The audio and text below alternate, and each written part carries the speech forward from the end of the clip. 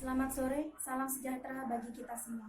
Yang terhormat, Ibu Apoteker Citra Yulianda Pardilawati, M.Fam, sebagai penguji 1.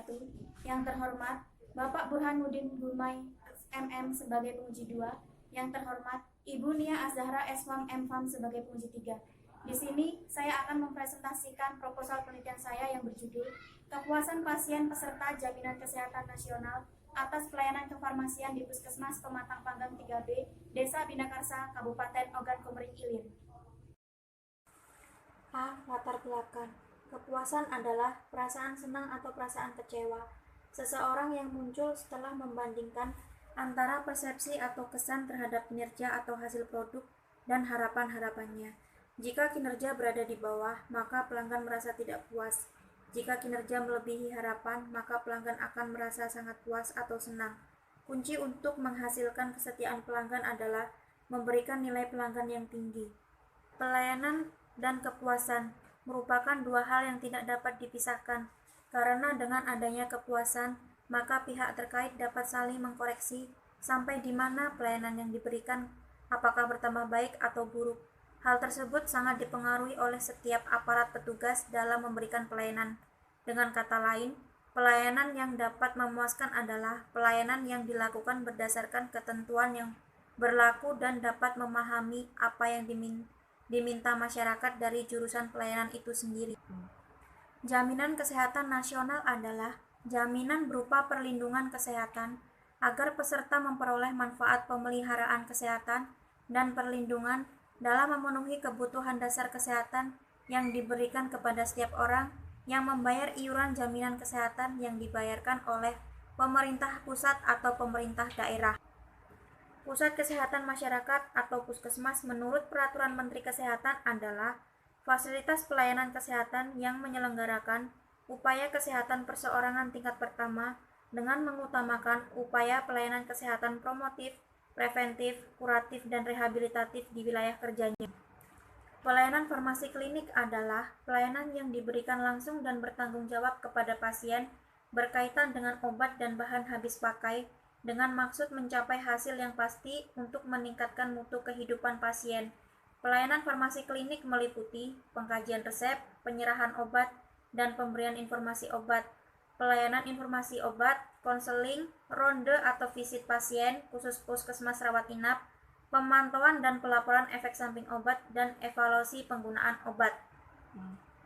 Meso atau monitoring efek samping obat adalah suatu kegiatan pemantauan terhadap respon obat yang tidak dikehendaki yang terjadi pada dosis lazim yang digunakan pada pasien untuk tujuan profilaksis, diagnosis, dan terapi. Efek samping obat adalah reaksi obat yang tidak dikehendaki yang terkait dengan kinerja farmakologi. B. Tinjauan pustaka. Menurut Permenkes nomor 43 tahun 2019 tentang Pusat Kesehatan Masyarakat atau Puskesmas adalah fasilitas pelayanan kesehatan yang menyelenggarakan upaya kesehatan masyarakat dan upaya kesehatan perseorangan tingkat pertama dengan lebih mengutamakan upaya promotif dan preventif di wilayah kerjanya. 1. Tugas Puskesmas. Puskesmas mempunyai tugas melaksanakan kebijakan kesehatan untuk mencapai tujuan pembangunan kesehatan di wilayah kerjanya dalam rangka mendukung terwujudnya kecamatan sehat. 2. Fungsi Puskesmas. Penyelenggaraan UKM atau upaya kesehatan masyarakat tingkat pertama di wilayah kerjanya. B. Penyelenggaraan UKP, upaya kesehatan perseorangan tingkat pertama di wilayah kerjanya. 3. Jenis-jenis puskesmas. A. Puskesmas non-rawat inap. Puskesmas yang dimaksud adalah puskesmas yang tidak menyelenggarakan pelayanan rawat inap kecuali persalinan normal. B. Puskesmas rawat inap. Puskesmas yang memberikan tambahan sumber daya untuk menyelenggarakan pelayanan rawat inap sesuai pertimbangan kebutuhan pelayanan kesehatan. Ini ya. Pelayanan kefarmasian adalah suatu pelayanan langsung dan bertanggung jawab kepada pasien yang berkaitan dengan sediaan farmasi dengan maksud mencapai hasil yang pasti untuk meningkatkan mutu kehidupan pasien. Standar pelayanan kefarmasian di puskesmas meliputi farmasi logistik dan farmasi klinik. Pelayanan farmasi logistik di puskesmas meliputi A. Perencanaan kebutuhan, B. Permintaan, C. Penerimaan, D. Penyimpanan, E. Pendistribusian, F. Pengendalian, G. Pencatatan, pelaporan, dan pengarsipan.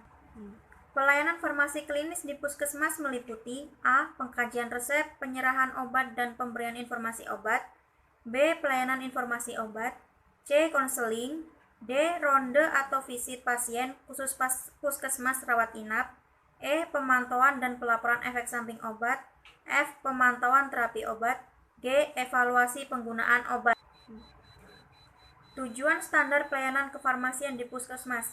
Standar pelayanan kefarmasian di puskesmas bertujuan untuk 1. Meningkatkan mutu pelayanan kefarmasian, 2. Menjamin kepastian hukum bagi tenaga kefarmasian, 3. Melindungi pasien dan masyarakat dari penggunaan obat yang tidak rasional untuk menjamin keselamatan pasien. Pelayanan informasi obat merupakan kegiatan yang dilakukan oleh apoteker untuk memberikan informasi secara akurat, jelas dan terkini kepada dokter, apoteker, perawat, profesi kesehatan lainnya, dan pasien. Tujuan pelayanan informasi obat yaitu meliputi 1. Menyediakan informasi mengenai obat kepada tenaga kesehatan lain di lingkungan puskesmas, pasien, dan masyarakat. 2. Menyediakan informasi untuk membuat kebijakan yang berhubungan dengan obat. Contohnya, kebijakan permintaan obat oleh jaringan dengan mempertimbangkan stabilitas harus memiliki alat penyimpanan yang memadai. 3. Menunjang penggunaan obat yang rasional. Jaminan Kesehatan Nasional atau JKN.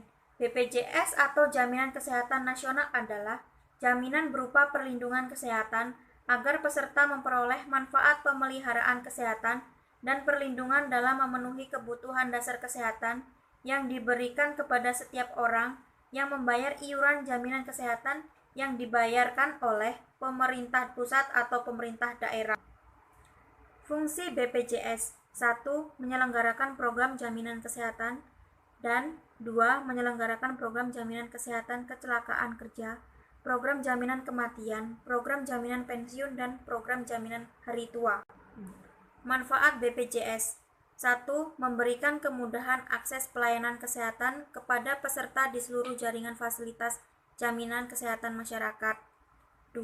Mendorong peningkatan pelayanan kesehatan yang terstandar bagi peserta jaminan kesehatan nasional, tidak berlebihan sehingga nantinya terkendali mutu dan biaya pelayanan kesehatan. 3. Terselenggaranya pengelolaan keuangan dan transparan dan akuntabel.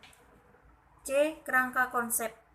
Berdasarkan uraian tinjauan pustaka dan tujuan penelitian yang berpengaruh dalam kepuasan pasien adalah pendidikan, pelatihan tenaga kefarmasian, serta pengetahuan tenaga kefarmasian terhadap pemberian pelayanan informasi obat, maka dibuatlah kerangka konsep dalam penelitian ini secara skematik dapat digambarkan sebagai berikut.